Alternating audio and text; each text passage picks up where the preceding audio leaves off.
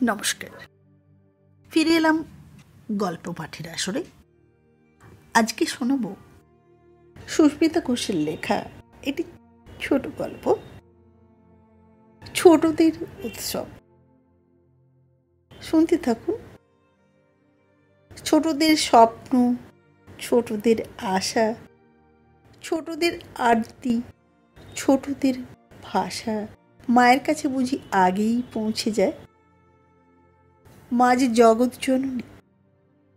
বড়দের প্রার্থনা মা কতটা শোনেন জানি না, কিন্তু ছোটদের প্রার্থনা মা বুঝি আগেই পূরণ করেন।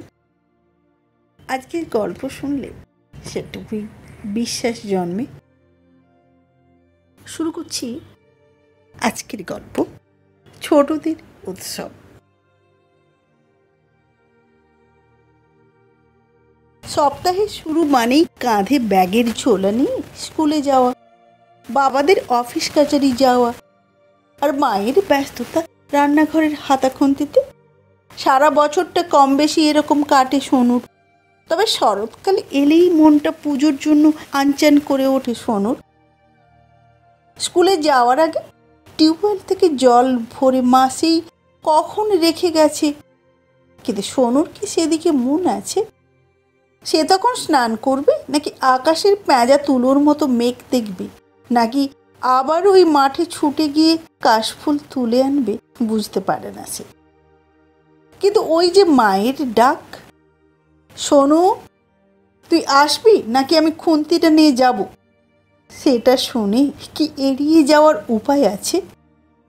তাড়াতাড়ি করে স্নান সেরে লক্ষ্মী ছেলের মতো জামা প্যান্ট পরে খেতে বসে। মাখা মুড়ি আর শশা খেতে খেতে সোনুর দাদা বলল, মা আজ ফিরতে একটু দেরি হবে, আজ বটতলায় দুর্গাপুজোর মিটিং আছে। সোনু জানে তার দাদা তার চেয়ে বছর 5 বড়। তা বলে দুর্গাপুজোর মিটিং, সে তো বিশাল ব্যাপার। প্রতি বছরই তো তারা পুজোতে বিশালাক্ষী মোড়ের পুজোতে যায়। সেখানে কত লোক, ইয়া বড় প্যান্ডেল, কত খাবার দাবার। দাদারাও কি এত বড় করে সব আয়োজন করছে? দাদা কি সত্যি এতটা বড়? হ্যাঁ, সোনু জানত যে এবারে এই পাড়ার বটতলায় আরেকটা পুজোর কথা হচ্ছে। ফুটবল খেলতে গিয়ে সে শুনেছিল বন্টুদা ছোটদার মুখে। আসলে গত 2-3 বারে এত বৃষ্টি হয়েছিল যে তাদের পাড়ার কেউ জল টপকে প্যান্ডেল অবধি পৌঁছতে পারেনি। তাই এইবার সাহস করে পাড়ায় পুজোর সিদ্ধান্ত। কিন্তু সেখানে তার দাদা যদি মেম্বার হতে পারে, তবে সে কেন না? তাই সাহস করে বলে বসলো, এই দাদা, আমাকে নিবি না তোদের মিটিংয়ে? আমিও যাব। দাদা একবারেতেই রাজি হওয়ায় সোনুর মুখে হাসি কে আটকায়। একগাল হাসি নিয়ে গর্বে বুক ফুলিয়ে সে যাচ্ছে স্কুলে। সবাইকে বলবে সে এইবার তাদের পাড়ার পুজোর সদস্য। কিন্তু দিন যেন কিছুতেই কাটছে না। না ইচ্ছে করছে খেলতে, আর না ইচ্ছে করছে মিড ডে মিলে তার প্রিয় খাবার সয়াবিন ভাত খেতে। সময় গুনতে গুনতে অবশেষে যেই না ছুটির ঘন্টা বেজেছে, পড়ি মরি হয়ে ছুটতে ছুটতে গেল বটতলায়। বন্টু দ্বারা তাকে দেখে একটু অবাক হলেও কেউ তাকে বাধ্য দেয়নি। তারপর শুরু হলো মিটিং। সে কত বড় বড় আলোচনা, অত কিছু শোনো বুঝতে পারছে না। ক্লাস 2তে এত কিছু মাস্টার মশাই শেখায়নি।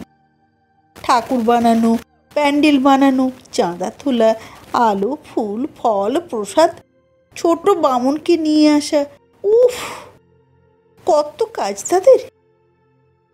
কিন্তু সোনু তো আজ কিছু বলতেই পারল না, আর কেউ আজ কোনো কাজও দিলে না।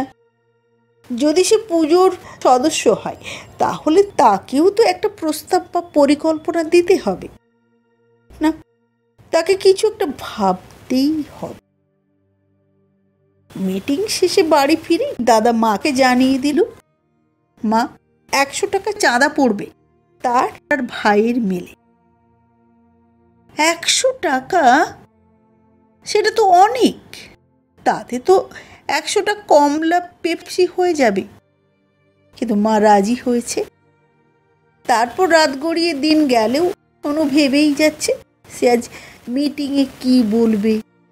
আর 2 সপ্তাহ পরই তো পুজো, তাই রোজই মিটিং আর পুজোর কাজ করতে হবে। স্কুল থেকে ফেরার পরে বিশালাক্ষী মোড়ের প্যান্ডেলের সামনে গেল। পুজোর আগে এই বাঁশ ধরে ঝোলা, মূর্তি বানানো দেখা, এগুলোই তো আসল মজা। কিন্তু এবার সোনুর মাথায় একটা প্রশ্ন এলো, এই পাড়ার প্যান্ডেল অত রং বেরং, আর তাদেরটা কেন চটের বস্তার হবে? হ্যাঁ, এই প্রশ্নটাই আজ সে করল। খুব উৎসাহ নিয়ে সে গেল আজ মিটিংয়ে এবং সবার প্রথমে এই প্রশ্নটা করলো। তাতে ছোটদা একটু হেসে বলল, ওরে আমাদের তো তত পয়সা নেই যে ওরকম প্যান্ডেল বানাবো, তবে আমাদেরটাও ভালো হবে দেখিস। এটা শুনে সোনুর মনটা একটু খারাপ হলেও তার দাদার প্রস্তাবে মনটা ভালো হয়ে গেল। আচ্ছা, আমরা মায়েদের থেকে তো শাড়ি ধার নিতে পারি, চট দিয়ে বানিয়ে তারপর শাড়িগুলো দিয়ে প্যান্ডেল করব, পুজোর শেষে ফেরত দেব। কি বলিস ভাই? সোনুর মাথাটা পেন্ডুলামের মতো একদিকে হেলে গেল। আজ সে যেন একটা বিরাট কাজ করেছে। তারপর থেকে বিশালাক্ষী মোড়ের প্যান্ডেলের সাথে তাল মিলিয়ে তাদের পুজোর কাজ চলল। হোকটা ছোট, তবুও তো তাদের পুজো। রোজ সকালে উঠে পড়াশুনো করে নেয় সোনু, যাতে বিকেলে সবার হাতে হাতে পুজোর কাজে সাহায্য করতে পারে। এই সেদিন রিন্টিদি যখন দুর্গা মায়ের মূর্তি বানাচ্ছিল, সে কত মাটি এনে দিল। তারপর ঠাকুরের শাড়ি, গয়না পরানো সব কিছু সে সামনে থেকে দেখেছে, এমনকি মায়ের চক্ষুদানও। ওপাড়ার বিষ্টু দাদু তো চক্ষুদান দেখতেই দেয় না, বলে আমরা নাকি কাজে ব্যাঘাত দেব। বলতে আসুক এবার, সোনুও বলবে সে কাছ থেকে দেখেছে মাকে গয়না ও শাড়ি পরাতে। দেখতে দেখতে মহালয়া পেরিয়ে চলে এলো দুর্গা পুজো। প্রতিপদ, দ্বিতীয়া, তৃতীয়া কিভাবে যে কেটে গেল বুঝতে পারে না সে। আজ চতুর্থী, স্কুলে আজ পুজোর আগে শেষ দিন। গতকাল সে যখন বন্ধুদের তাদের পাড়ার পুজোর কথা বলেছে, কেউই জানে না। সত্যি তো এটা একটা বড় প্রশ্ন। লোকে জানবে কিভাবে যে তারা পুজো করছে?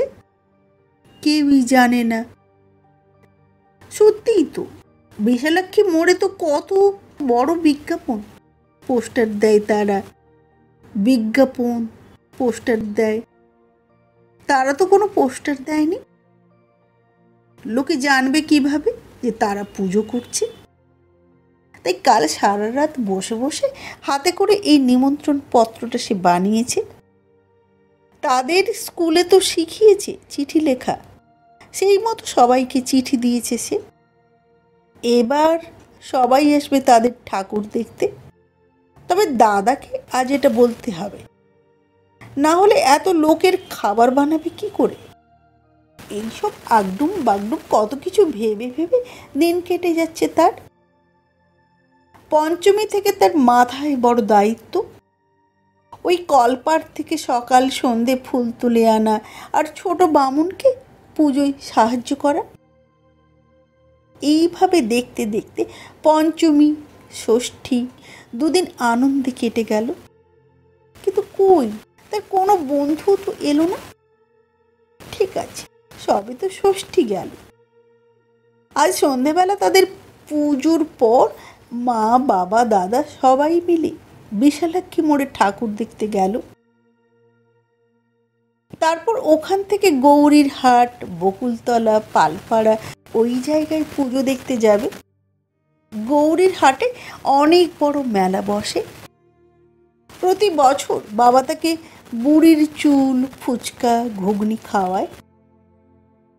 আজ সব কিছুই হচ্ছে, কিন্তু সোনুর মন তাদের চট শাড়ির প্যান্ডেলে রিন্টিদির বানানো ছোট মূর্তির দিকেই পড়ে আছে।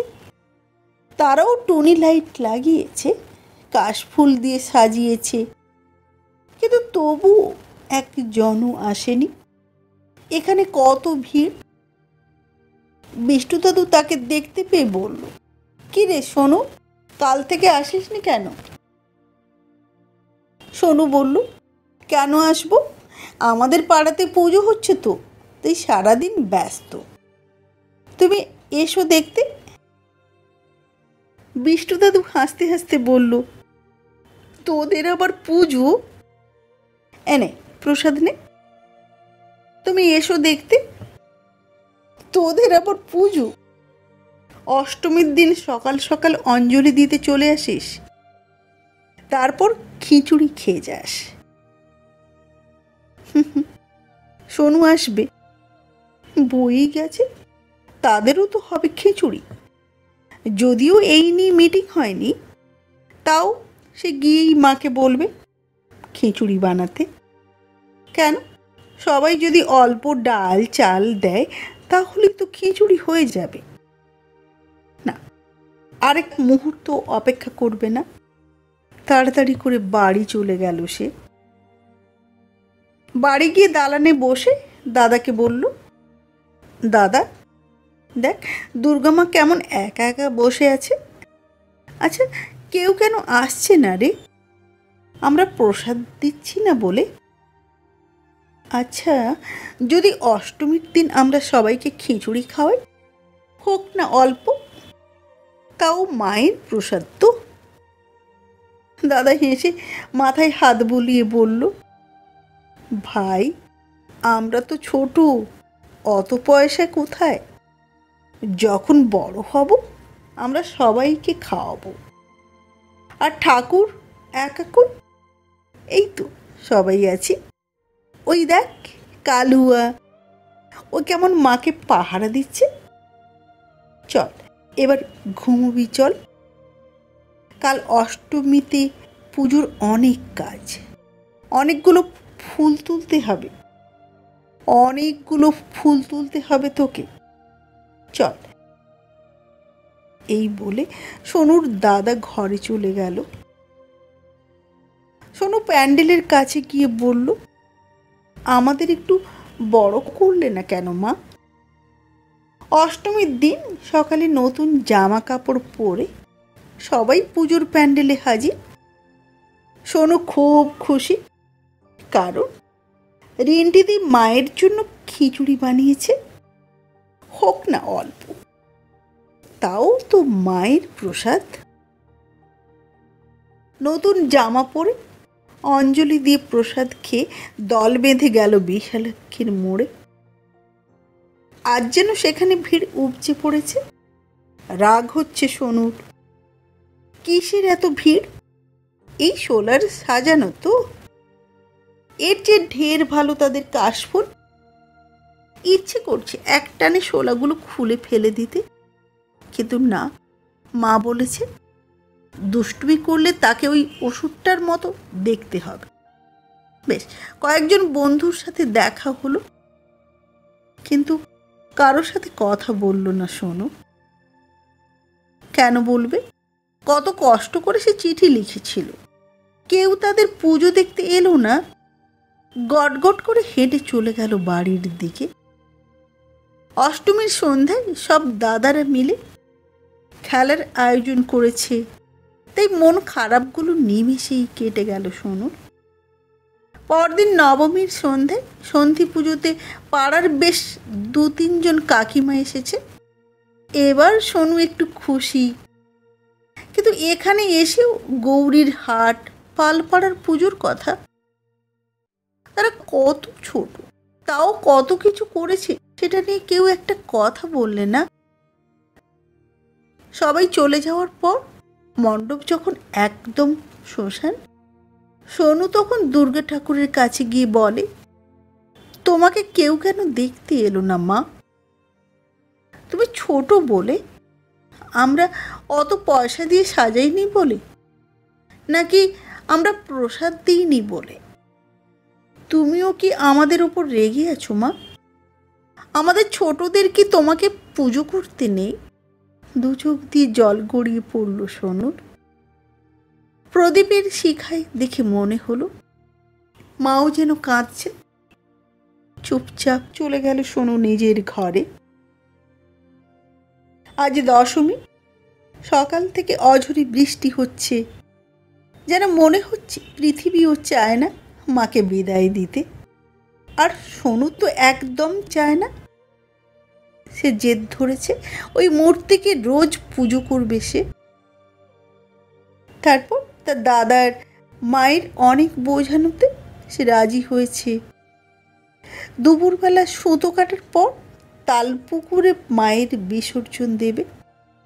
আর আজ সবার জন্য দধিকর্মা আর ঘুগনির আয়োজন হয়েছে।